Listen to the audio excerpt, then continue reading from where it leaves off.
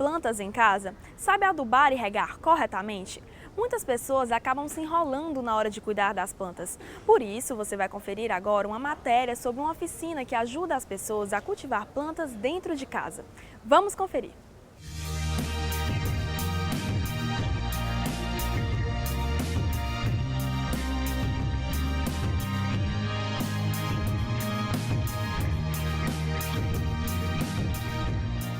Para que as suas plantas cresçam saudáveis e fortes, é preciso ter cuidados regulares.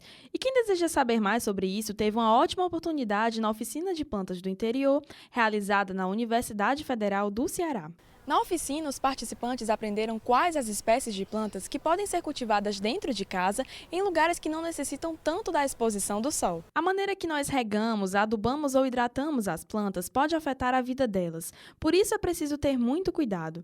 E no curso, os participantes aprendem de maneira bem didática as principais dicas para manter as plantas fortes e bonitas. Bom, aqui a gente tenta diversificar o máximo de conhecimento. Como vem muita gente da comunidade, a gente vem trazer assuntos mais populares de cuidados com as plantas, a questão da rega, da poda, os cuidados mais básicos que a gente tem que ter com qualquer tipo de planta. Então, assim, questão de fertilizantes, como colocar, apresentar os tipos de fertilizantes que tem no mercado e o que a gente trabalha aqui também na UFC. A questão também das podas, porque, querendo ou não, muitas pessoas têm o conhecimento de querer fazer novas mudas, então a gente trata também sobre esses assuntos. A gente vê que há muita procura, mas poucos espaços disponíveis para fazer esse tipo de oficina. Então, o nosso grupo, juntamente com o professor, a gente tenta abarcar todos esses tipos de conhecimento, né, que a gente também é bolsista aqui, então a gente tenta passar todas as nossas informações para a comunidade. Os participantes também são estimulados a criar espaços verdes dentro de casa, além de saber quais as espécies de plantas que são favoráveis a esses tipos de ambiente, como as suculentas, por exemplo, que são plantas que necessitam de pouca água. Esse tipo de iniciativa é um grande passo para quem não tem esse tipo de experiência, afirma a bióloga Camila Rangel. A gente tem aquele conhecimento antigo, né, que os nossos avós, né, as nossas mães, elas sabem cultivar, que elas tiveram esse conhecimento trazido, né, já de outras gerações, mas as gerações mais novas, elas não sabem. Então, ou não tem planta ou tem planta artificial, né? E quando tem planta, ou foi isso que você falou, ou rega de mais, ou rega de menos, ou coloca no sol planta que é de sombra. Então, realmente tem que ter uma orientação melhor, né, de como cultivar. Eu acho que sim, especialmente né, no momento que a gente está vivendo, né, de degradação ambiental, enfim, e de diminuição cada vez maior dos espaços verdes, né? Então a pessoa ela está enclausurada no apartamento dela, mas ela quer ter uma areazinha verde, uma hortinha, ou uma área para ela se sentir mais próxima desse contato com a natureza. A dona Rosa disse que sentia falta de ter um contato com as plantas e agora tem a sua própria horta em casa, sempre cuidando com muita dedicação e carinho dela. Porque eu moro em apartamento, sinto muita falta da natureza. Então, as minhas janelas é o meu jardim. Aí eu tenho um pouco de tudo. Eu tenho suculentas, rosa do deserto, tenho cactos e tenho alface que eu planto nos jarros auto-irrigáveis na minha janela. A janela do meu quarto é uma horta. O professor Tacani é instrutor da oficina e fica muito feliz com o resultado da procura das pessoas em saber mais sobre o cultivo de plantas, sendo quase 250 pessoas presentes na oficina. Tem, cada vez mais.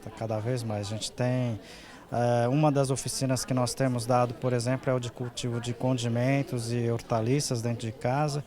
A procura é imensa, então a gente fica até assustado com a quantidade de informações que o pessoal procura. Aí, inclusive, o número de pessoas que nos procuram aqui, é muito bacana.